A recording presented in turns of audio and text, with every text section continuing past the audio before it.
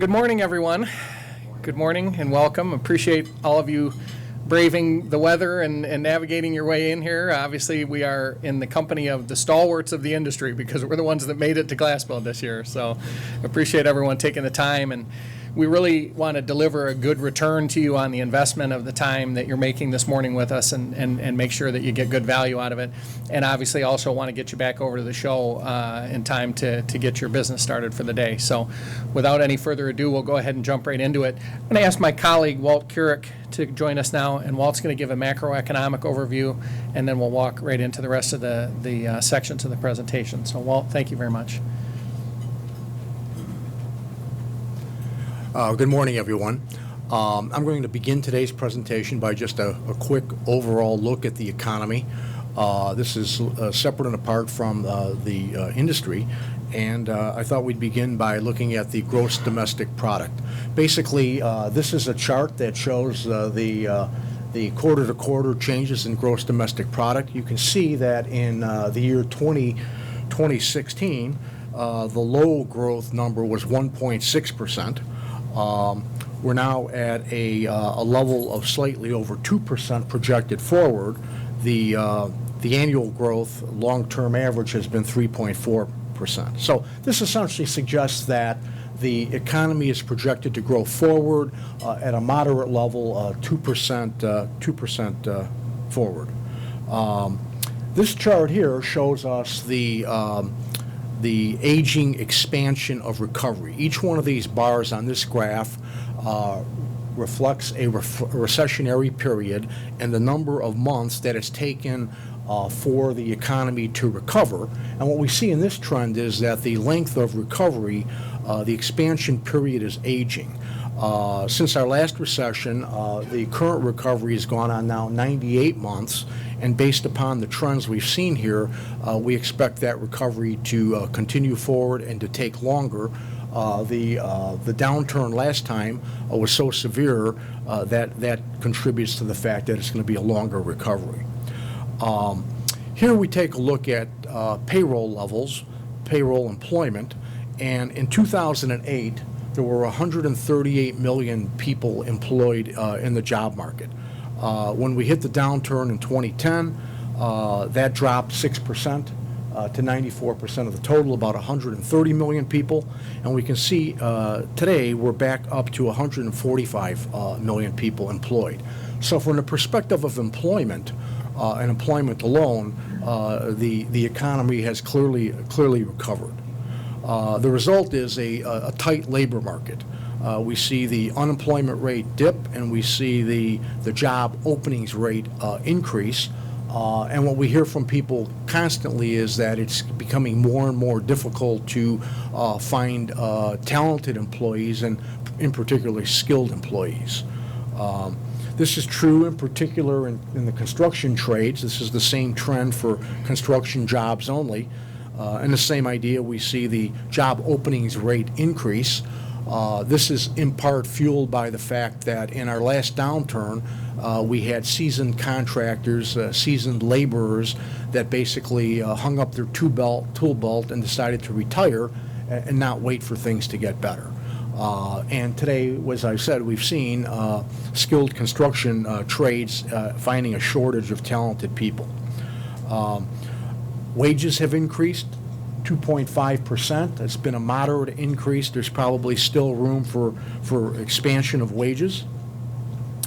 And here we look at money, the Fed funds rate. The Federal Reserve Bank basically lends money. That money drives the economy.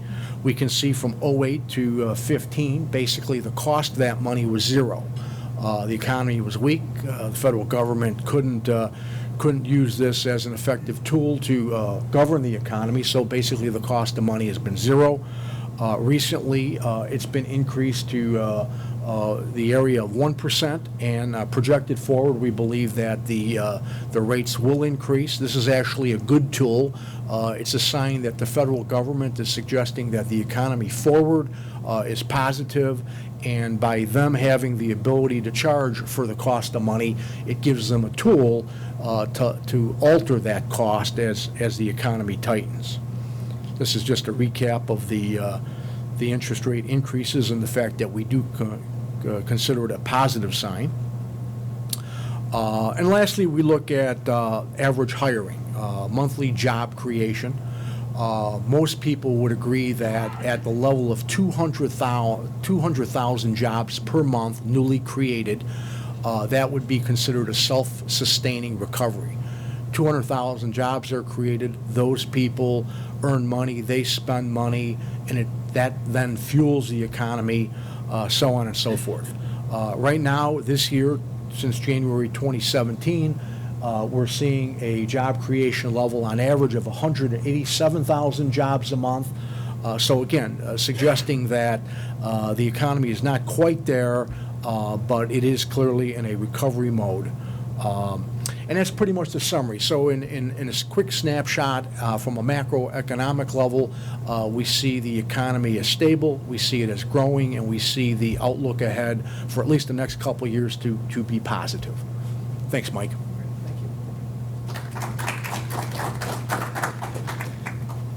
Thanks. So wanted to take a quick look at the time. Those of you that have seen me speak before know that I do have an auctioneer mode when needed. So I promise that I will keep us on schedule and get you out of here in time to get over to the GlassBuild. So taking a look at the commercial sector, the biggest benefactor of the commercial sector is just the general economic recovery. More hiring, more jobs means more office buildings. The office segment did very poorly during the downturn because you had people net laying off workers, let alone not hiring new workers that would facilitate more space. Now you've got companies back in a mode of hiring again, and quite frankly, you've got hiring and building to accommodate those workers both in the downtown areas, and now as everybody says, oh, everybody wants to work downtown, so you're starting to get these really nice suburban office properties that are out there that people are now taking a second look at saying, if we could turn that into quite a research lab. That's a lot of space. Maybe it's a Class B building right now. The landlord makes some improvements, and all of a sudden you've got a really fine research lab out in the suburbs in one of these, previously fallow buildings. So there's just this full cycle that goes on that's driven by the economy. Walt already touched on the construction job, so I won't spend any time on that. But essentially, the commercial sector is doing very well right now. Total construction starts projected to grow through 2019. Obviously not, slowing down in terms of growth rate. A lot of room left in this economy, and as I always say, I haven't even heard a pessimist complain about the window and door industry in a long time. So obviously we're doing very well, both on the commercial and the residential side, and frankly, both on the remodeling and the new construction side. So all four quadrants of the industry, as we view them, are performing very well right now. Same thing on the total commercial starts. That was total construction, the previous slide. Total commercial starts also growing through 2019, likely to continue to grow into 2020. So we have several very strong, very good years ahead of us for the window and door industry and the building products industry in general. Everything is pointed to a continued growth. We always take a look at the top 50 glazers list that comes out to track, it's an estimate, and they sort of ballpark the revenues for these companies. But when you compile them, it makes an interesting statement about the total size of the commercial glazing market. And as you can see from the trough in 2012 to 2016, the total revenues, combined revenues of these top 50 companies have roughly doubled. So that's a tremendous growth rate for the industry, and just a further sign of continued success on the commercial side. Taking a look at the commercial industry by segment, we can see, as I pointed out, that the office segment has had some of the sharpest growth because it had one of the worst declines during the downturn as a sort of a neglected segment. Healthcare, a little less growth. Anytime you have a president or the Congress deciding, I've got a great idea to fix healthcare.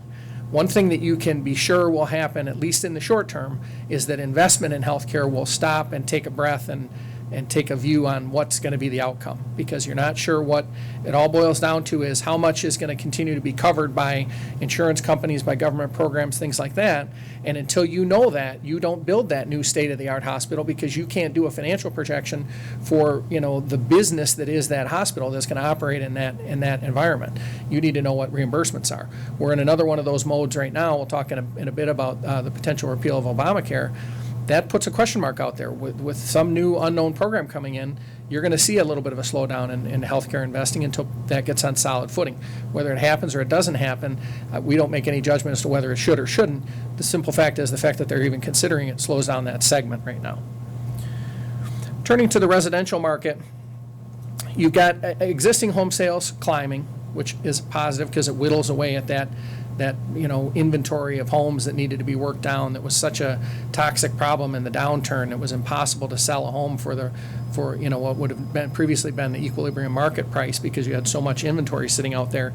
So it's good to see such a low inventory. It just firms up the fundamentals of the market, and the fundamental pricing dynamic of the market is very positive overall.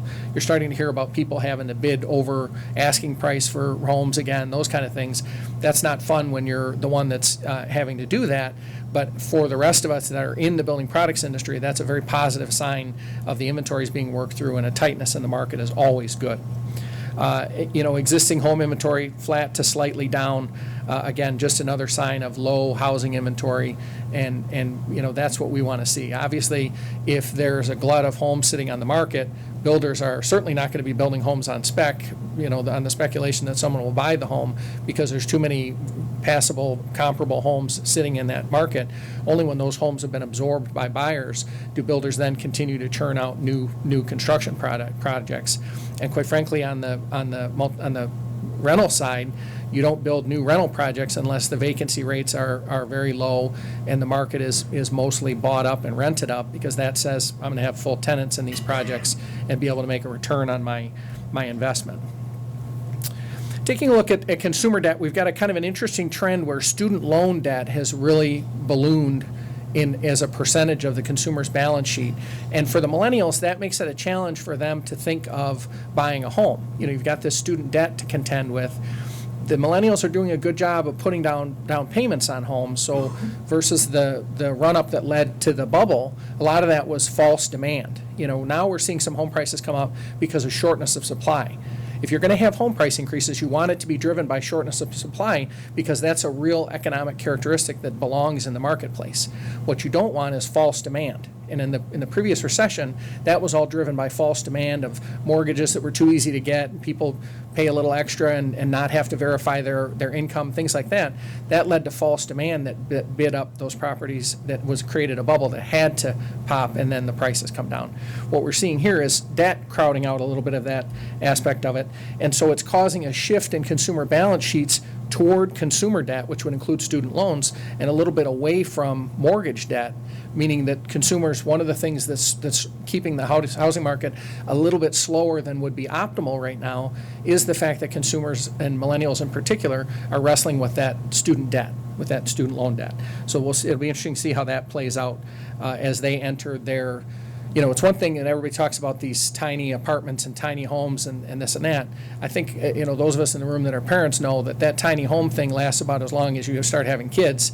And then all of a sudden, even a medium-sized home feels tiny, and they're going to start wanting to move out and get bigger space, and that's going to drive that trend. So it'll be interesting to see how the millennials as a group contend with that higher debt load that they have in buying their homes.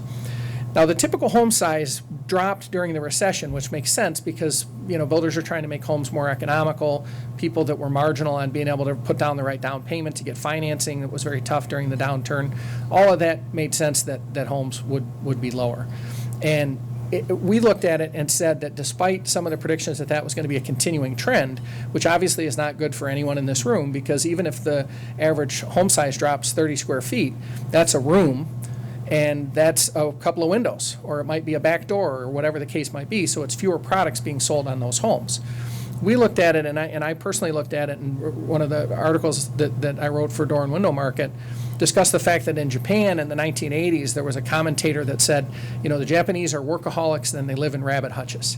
And they took the workaholics comment as a high compliment, and they were so wounded by the rabbit hutch small house comment that when I studied in Japan 15 years later, no less than 4 people asked me in a 3-month period, how do you like my rabbit hutch, when I went into their home. And so you dial that in, and nobody leaves a person's home and says, boy, that was so compact, and I bet that house might have a 0 carbon footprint. It's so tiny. we want big homes. That's why the Hummer survived the recession, because we want big cars, we want big homes. So it's plateaued a little bit here, but in general, home sizes will continue to rise in this country, no question. Now, what's not rising is the size of the lots that homes are being built on. And what this shows is sort of, it's that chart on the right is almost a scissor shape, and for home buyers, you're getting caught in a bit of a scissor here because you've got lot sizes dropping because there's just a scarcity of available lots to build on. And then you've got the cost of those lots going up. So obviously you're getting less value for what you're paying for the lot. And that's where you start to see the builders focus on things like how to build on an L-shaped lot, how to build on that trapezoidal lot that's the corner piece, how to, the non-square perfect lots. That's what people are using ingenuity to figure out how to build on those to keep, just to keep construction going apace. The other interesting aspect of it, since we've just come out of a recession where we had such a drop in new construction, and when we look at a company's financials, or if we're presenting a company out to market to potential buyers, we look at how did they do during the downturn. Everybody does. You can't put a company out on market without showing, even though it's now getting to be somewhat in the past. People want to know, order of magnitude, how did this business do in the downturn? And so our normal prediction when we have a company that's heavily new construction focused is that probably during the downturn that company's revenues dropped somewhere by 80 or 90%. And so now we're in this period where it's bounced back and people are focused on new home construction again. And what you're seeing here is this widening gap between the cost and the median value of a newly constructed home versus an existing home. So what it says is in this current market, people are willing to pay a premium to get that next nicer home rather than, and it might have the smart technologies and the things that John mentioned, that's the top of the line current best technology available versus a home built 15, 20, 30 years ago. Those homes are lend themselves less well to the smart technology. So what we're seeing here is a willingness on the part of consumers to pay up to have exactly what they want in a new construction environment. So when you dial in all of those dynamics, it obviously results in a lower home affordability, which is measured in any given market by can the person at the median income afford the median home in this market. So it keeps you from making apples to oranges comparisons like, well, this average person in Des Moines, Iowa can't afford the average home in Los Angeles. It avoids those types of mismatches and just looks at each home value in each market. And the affordability is dropping because home prices are rising a little bit faster than incomes right now. And that's for the reasons that we discussed with people sort of wanting what they want.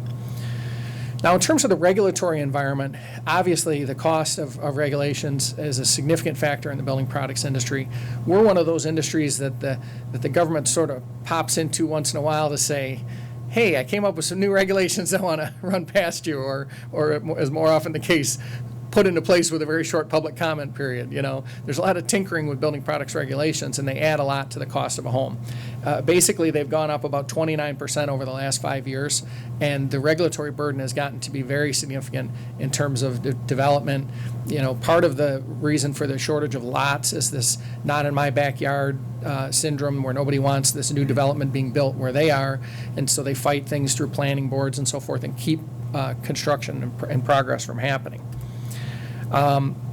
Mentioning the millennials, they're coming into a point where they are entering their peak home buying years.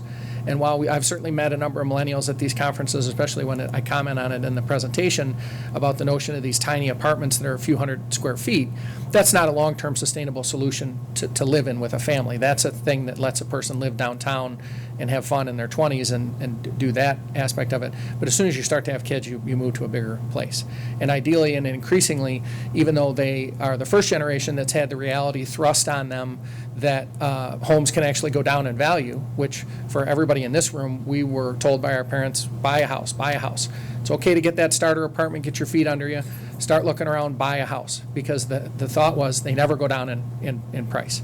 And obviously other pension funds and global governments and investors all over the world thought the same thing about U.S. home values, and that's why when the housing recession hit and those securities, mortgage-backed securities started to go bad, that contagion was felt all the way around the world. Well, this generation of millennials is the first group ever to question whether or not homes always go up in value, and to have it painfully shown to them that they don't. And so there's been a few years here where there was debate, gee, will the millennials buy homes? Increasingly, they're showing that, yes, they are going to be home buyers, maybe not to the extent that other generations have been, but they are going to be home buyers. And frankly, the ones that aren't are going to rent an apartment, and so that just benefits the multifamily side of the industry. So one way or the other, they will be consuming housing. Taking a look at single-family starts, everybody always sort of wants to know, well, gee, when are we going to get back? When are we going to get back? The National Association of Home Builders, when they put out their data, they don't even gauge it to the 06, 07, 05 run-up, because that was considered to be that artificial demand period. They peg it to 2000 to 2003 and a level of about 1.3 million starts, which is considered to be the sort of, quote, normal level of starts for this country. So you can't compare it to the 1.8 million or whatever we got up to at the time. A lot of that was false demand. So we're still well below the fundamental long-term average level of housing starts, and there are still plenty of millennials living at home with their parents that are this pent-up army of housing demand out there that they estimate might be as many as a couple of million households worth of housing that still needs to be created to house those folks as they either get that starter home or their first apartment, and either way it benefits the building products industry significantly. Now, multifamily housing is definitely had a sharper, stronger run-up because, quite frankly, in the housing crisis, if you lost your home in a foreclosure, the first place you turned to was the multifamily market. And so it definitely pushed some multifamily properties up the price curve. There was a lot of refurbishment. The sort of the haves and the have-nots. If a new building went up in a given area, all the other buildings had to sort of spruce up to keep up with that, to keep their vacancy rates real low, their rental rates high. But definitely multifamily has had a stronger, sooner run than single family has right now. It doesn't mean get out of multifamily. It's still going to be a great segment. We talk to framers and building products distributors, and there are parts of the country that are putting up multifamily housing as fast as they can find a piece of land to put it on. The demand is still incredibly high, but it's just if you had to pick the two, the one that was going to have a softer patch sooner than the other, you'd have to assume that single family is more pent up, more unmet demand, and multifamily has already had a little bit more of a run, so more likely to have a slower growth rate, still growth, but slower growth rate than single family for the next few years. Now, we've talked a lot about new construction, shifting gears and thinking in terms of remodeling. All the fundamentals for remodeling are still extremely strong in this market, and every time we have a soft economy where the home construction slows down, people start to pay attention to remodeling again and say, well, I guess if we're not going to go build that dream home, I guess at least we'll make this home more comfortable. And windows and doors is always a very common investment category, along with redoing kitchens and bathrooms. Nobody sits and daydreams about having that new roof. With due respect to the roofing guys, it's the windows and doors and kitchens and bathrooms in a home that really bring it to life. So we're in a good position for that. And the typical home in the United States, there are millions and millions of homes in the country, tens of millions, that are 40 years old or older. And they're in need of window and door upgrades. Some of them, quite frankly, that were upgraded 10, 12 years ago already need better windows and doors, because if they didn't pick the right company the first time around, the replacement cycle, as I'm sure everyone in this room has experienced, can be extremely short when they don't pick the right company right off the bat. So there's a huge replacement market, not just for those really old homes, but even for the medium-term old homes that are out there on the market. So that'll drive residential remodeling, continued growth, bounce around a little bit the next few years, but 6, 8, 9% type growth in remodeling. And so definitely not a segment that you want to forget about. And in the downturn, there were companies that had been previously very focused on new construction that were really able to turn the ship pretty nimbly because they already had a little bit of a foothold in remodeling. And when their new construction fell, they threw their full focus into remodeling. And in many cases, that's what saved those companies. And the folks that waited just that extra year or 18 months to start to focus on remodeling, by then it was too late. And those are some of the companies that went out of business. So I'm not saying that you should try to serve all four of the quadrants of the market, but to the extent that if you're in residential, you certainly should have a presence in new remodeling and new construction, because it's just that straw hats in the winter diversification that you get that's very beneficial in reducing the risk profile of a given company.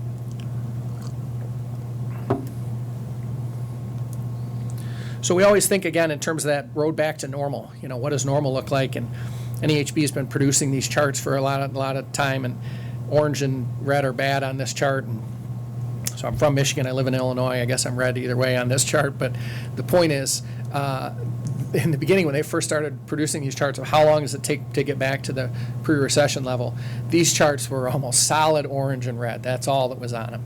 It just, it just painted a very, the first one of these I ever saw, I didn't even put it in a presentation that year because it was such a bleak picture. I just figured it was better to avoid it. And so here, we see this mostly green picture where the recovery isn't just on the coast and it's not just in the South, it's all over the United States is performing very well to get back to normal. So with the recent change in the administration, we put together some thoughts on some of the pending legislation under the Trump administration.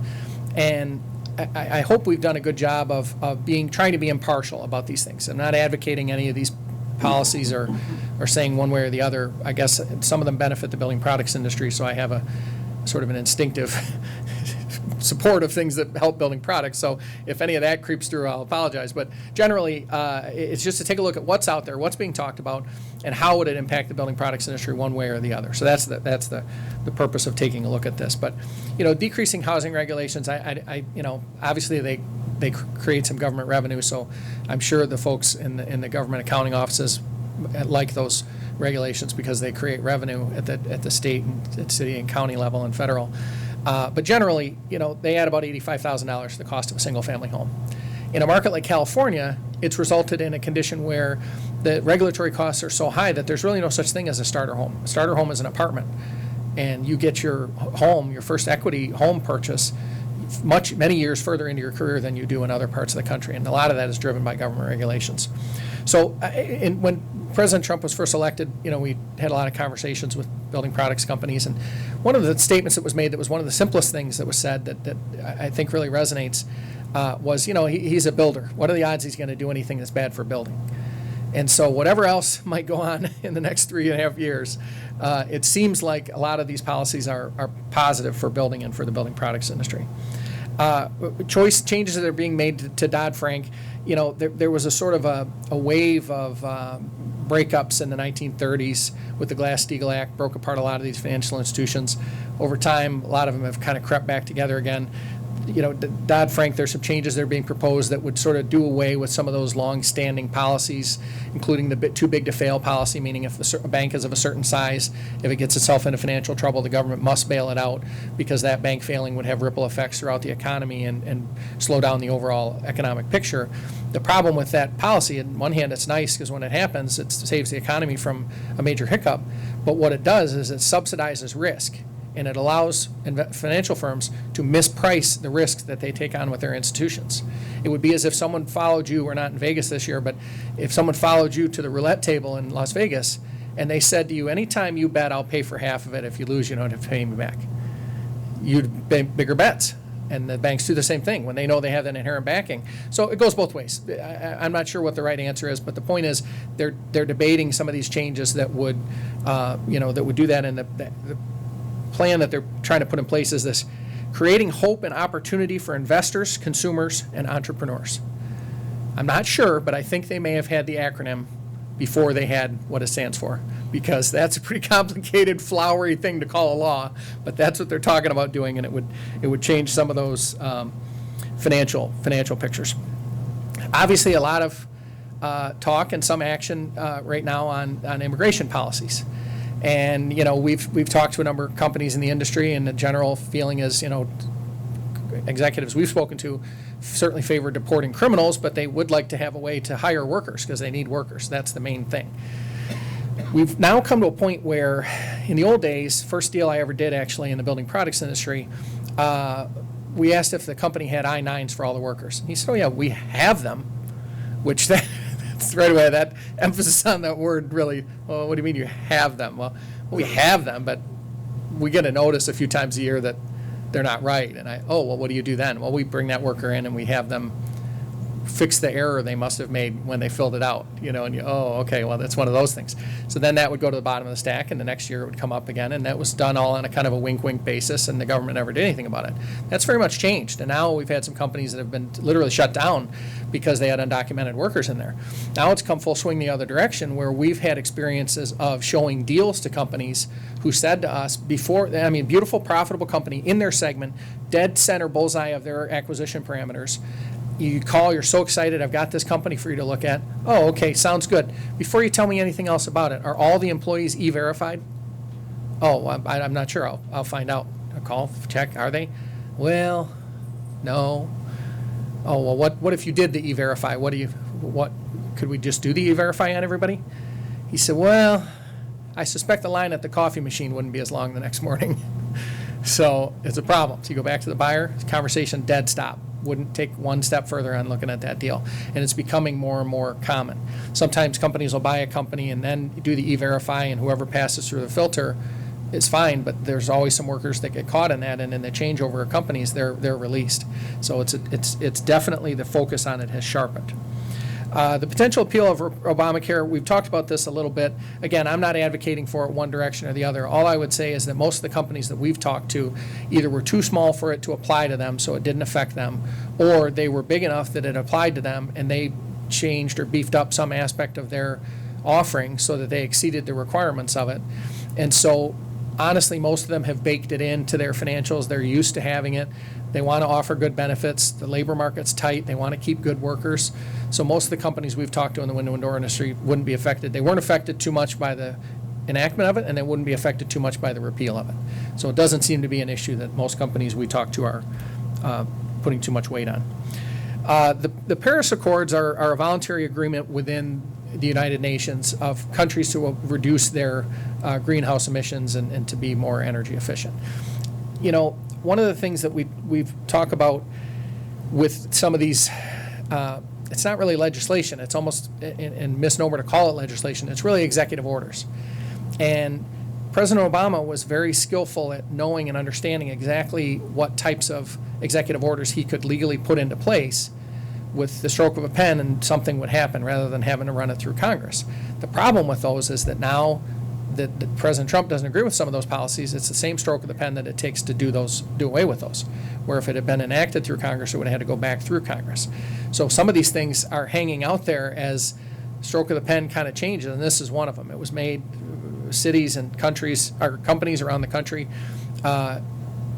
came out and said they were not in favor of it. There was a very big backlash against us leaving it. The interesting thing about it to me was that a lot of those companies and cities said, hey, you know what, we're going to do what we were going to do anyway.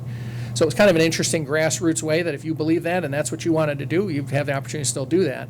And it can still go into place as much as if we stayed with that accord, which right now can't technically leave it until 2020 anyway, so it remains to be seen whether this will ever have an impact or whether it will be, you know, the next person might sign it and keep it in place. The border adjustment tax is basically a tax on imported goods that's, you know, based on what value of them was created in another country, and then you're bringing it in here. It's a kind of protectionist move, you know. It's probably suboptimal for the industry from the standpoint of increasing the cost of imports that, quite frankly, most companies that we deal with buy a lot of things within the United States and a lot or some things from companies outside the United States that might have a labor advantage, so there's a cost advantage.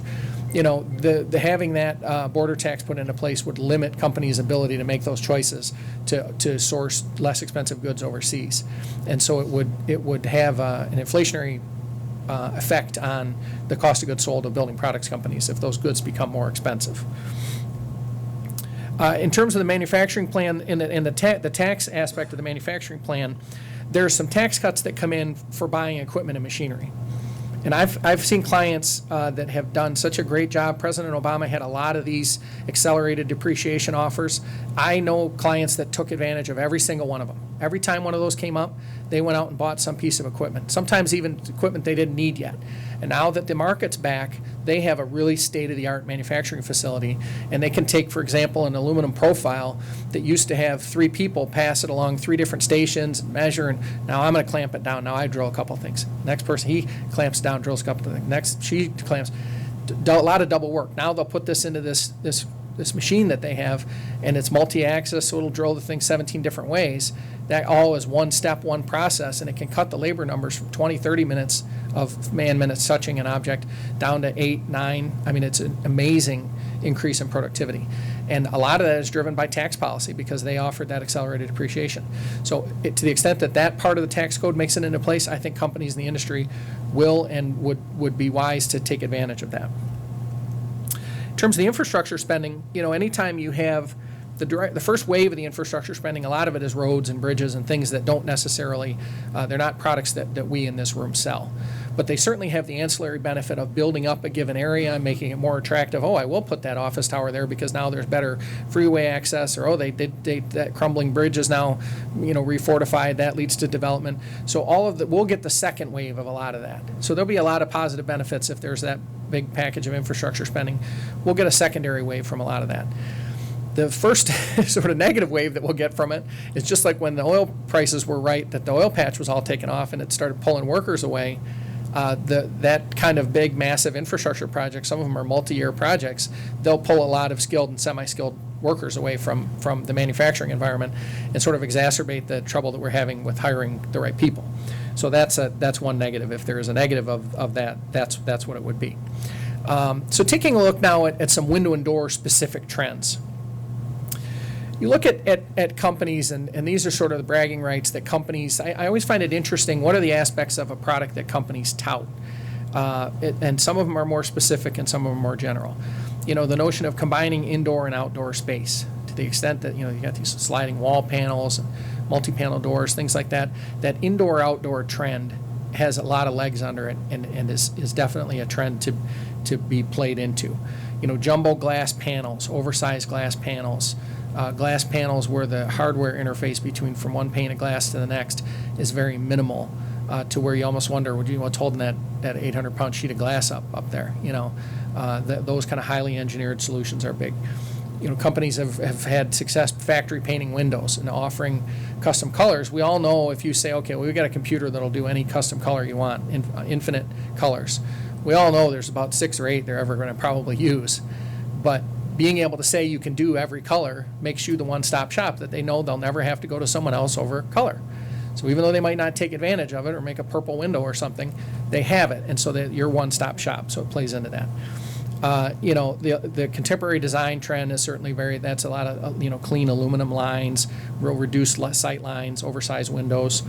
Electronic hardware, automation, smart home design, all those angles of having products that are not just sitting there, not connected. It's the Internet of Things trend. We're seeing that in every aspect of the industry. The thermal performance numbers keep going up with Energy Star, which we'll talk about in a minute. Standards increasing all the time, but in general, that's still a very strong trend. And then any kind of dual material. We're hearing about windows. We've always had aluminum-clad wood windows, wood on the inside, clad with aluminum on the outside. Now heard for the first time of aluminum windows on the outside with vinyl on the inside. So that's kind of an interesting combination. And then among vinyl windows, if you want that less attention-getting white interior and a colored exterior that doesn't have to be painted every few years, and you'll co-extrude those two materials. It's nothing new, but the point is those are the kind of choices that consumers are increasingly making. The companies that offer that are in a good position. Litigation, we always check in with the attorneys that do a lot of the litigation work in the industry, and a few years ago, mold litigation was the thing. Everybody was litigating about mold. Had a conversation recently with Paul Gary, and I said, well, Paul, is mold still the hot thing? And he said, no, the insurance companies started excluding mold from the policies, and those lawsuits dried up overnight. As soon as there was no one to sue that had deep pockets to pay for that went away immediately. And so, the current thing is water intrusion, especially where windows are mulled together, 2 window units are mulled together. To the extent that the windows might be great, but if that mull spot is letting water in, that'll damage the wall cavity and eventually damage the window. That's where he's seeing a lot of the litigation. So for the folks in this room, most of you make the window, but don't necessarily do the installation. Maybe the focus is to make sure that the windows are maybe you're selling the products and the fixtures and fasteners that allow those 2 windows to be brought together in a more weather-tight way. That's another set of products you can sell the installers, and it addresses a very key issue out in the market. The glass shortages, and you can grab me afterward and tell me if you're seeing this differently. The lead times are still long, but there's not the desperation that we heard about glass a year or 18 months ago. I think a lot of the companies have increased their production. The lead times are still a little bit too long, particularly on the commercial side, and particularly on any really specific custom specified window that has certain solar heat gain coefficients and things like that that were just tuned to your exact needs, and it's not a product that's flying off the line anyway, that you're just buying some of it. You had custom ordered windows and glass, those are taking a long time. But generally, the glass shortages have eased somewhat.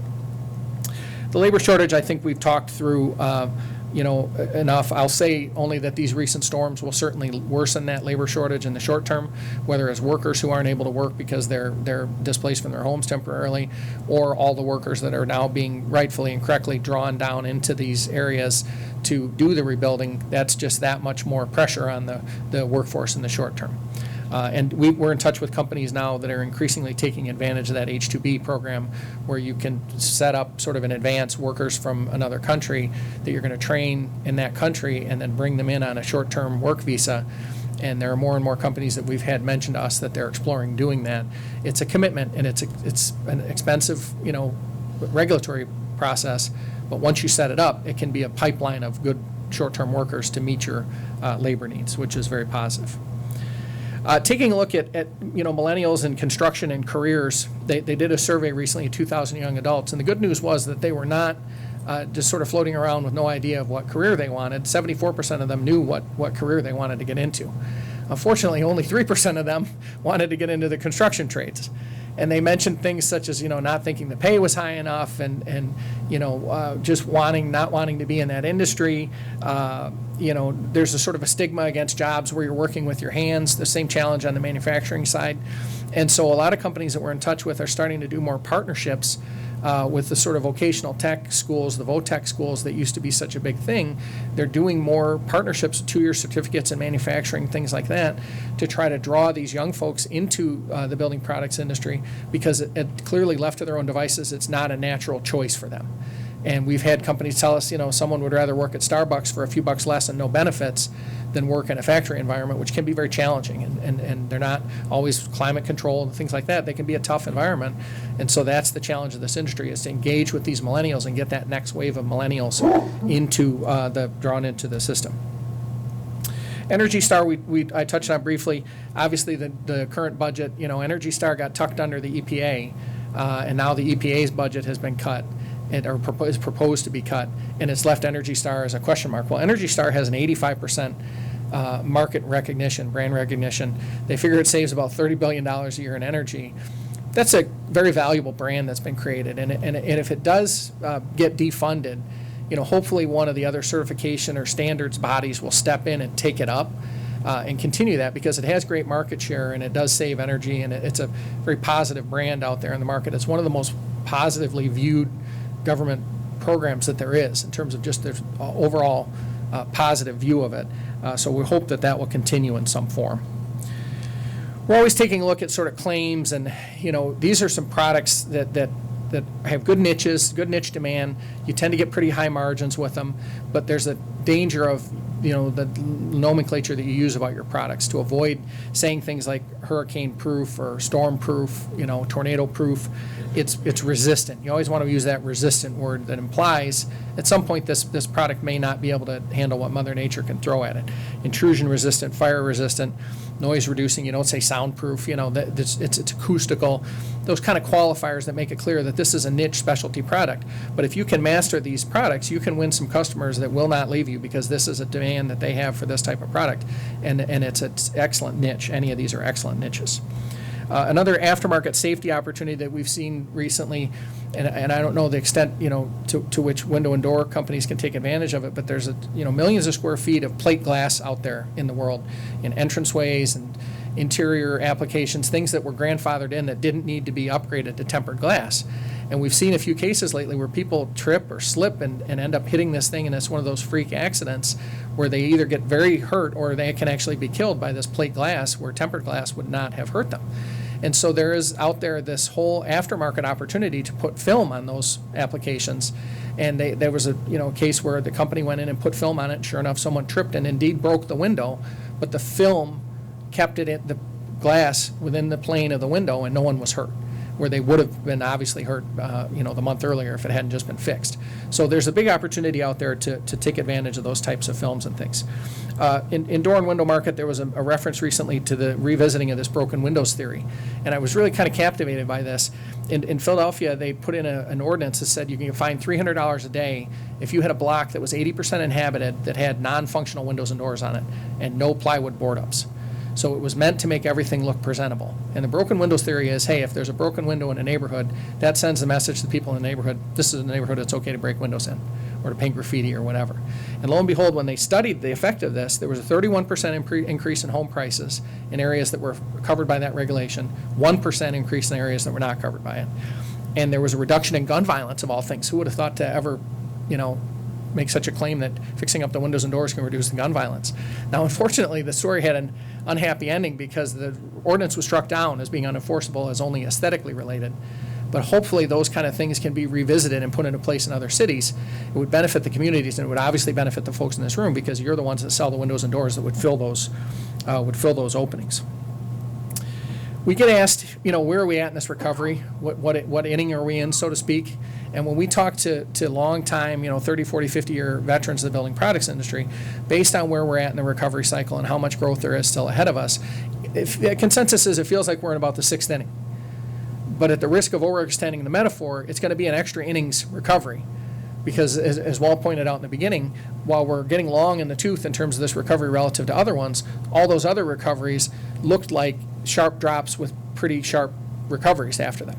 This was a long, slow, painful decline, and so there's a long, positive, beneficial recovery that should come after that. So we're in the midst of that, and there's several years of very good growth ahead for the building products industry. We're highly confident. I'm going to quickly walk through the M&A activity. This will only take a couple of minutes, and then we'll take some questions and we'll conclude our meeting.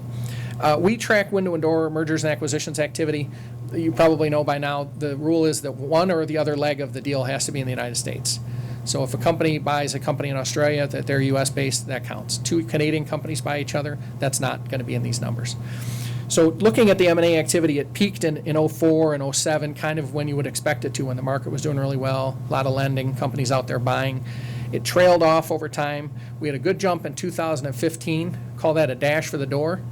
People finally had a little bit of black ink behind them, and they wanted out of Dodge. Most of those people wanted to retire in 06, 7, 8. They got caught by the recession, and they were sort of stuck. As soon as they had some black ink behind them and they could sell for a good number, they sold. 2015, big number. We're off that pace for 2017, but those of you that know window and door owners, it's less common for them to have successive generations coming into the business. Sometimes the kids just want to do other things. They've seen how hard a business it is, quite frankly, and they don't want to do it. So companies end up being sold, and so we're seeing a lot of activity. Now, plant expansions used to be really strong. A lot of plant expansions, again, right in that peak period. Things were put into place. 06, we had 28 expansions. 08, we had 28 closures. Obviously, not all of those were the same plants, but believe it or not, a few of them were the same exact plant. They were open in 06. They had that oh no moment where they realized that the timing had been bad. They shouldn't have done it. Shut it down in 08. Painful decision, a lot of money lost. But the beauty is that the expansions have slowed off, but the contractions and closures have really dropped off. So we've been in kind of a stasis for the last few years. A couple of expansions a year. We're not expecting any big increase in this current cycle of plant expansions. Most companies still have some excess capacity. Typical would be 20 to 40% capacity is still typical for companies that we talk to. Same thing with bankruptcies and closures. We used to be really fine-tuned in keeping track of, well, did the company emerge from bankruptcy, or was it a pure liquidation? Did they get bought out?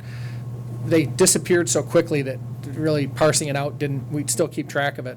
The couple that stub their toe now and go out of business, it's very unusual. We're familiar with them. They're company-specific situations and not anything that would be seen to be a widespread problem. Now, obviously, when we get into the next soft patch, anybody that is out over their skis right now with a ton of debt and not ready and mindful of that next soft patch, those are the companies that went out during the downturn. They're companies that had too much debt. You can downsize, you can sell an extra facility, you can lay off workers, but you can't call the bank and have a do-over on your debt and get out of that in any way. So those are the companies that end up going through reorganization. So the good news is we're down to that sort of 1 per year level that is completely not indicative of any problem in the economy. It's company specific, which is a real positive. So in terms of the cycle timing and where we're at in the M&A cycle, Private equity funds have always had about $400 billion to invest. There's been such a strong fundraising cycle now, they've got about $500 billion to invest. Very hungry appetite, voracious appetite for deals. They've got money that they've got to invest, or else they've got to turn it back to their limited partners, who are pension funds and wealthy individuals, people like that. And if you do that, someone goes through a process, selects you to invest their money, and then you turn it back to them 2-3 years later, unimproved by any investment activity, you will have a very tough time raising money the next time around. So companies get aggressive, they start paying up, and it keeps the strength in the M&A market. Now, most of the funds that are doing fundraising right now, there'll be a deal announcement. I bet it's about 7 or 8 out of 10 hit what they call their hard cap. When a fund raises money, they have a minimum amount they promise their investors they'll raise, so it's not just one person contributes money and they don't have enough to run, and they promise they won't go over a certain amount, so they're not having to buy deals that are bigger than they intended to buy. So if it's a $200 million hard cap, and they say, oh, we got our fund raised, we hit the hard cap, they could not contractually take another dollar into that fund. It's an excellent sign of liquidity on the part of those secondary investors who have now armed these private equity investors with a ton of cash to go out and buy companies, and it lends a definite strength and support to the overall M&A activity. So with that, I'll go ahead and we'll take a couple of questions. We are at the time that we had promised to conclude, so if anybody has a meeting or anything they need to step out, do not hesitate. We want to be respectful of that. If there's any questions, okay. So we'll go ahead and we'll conclude. Walt and I will be here for any follow-up questions. And I just really want to sincerely thank everybody, knowing that there were a dozen valid reasons not to be able to make it to Atlanta to this presentation and make it here this morning. Thank you sincerely for coming in. We were so glad to have you and appreciate it. Thank you very much.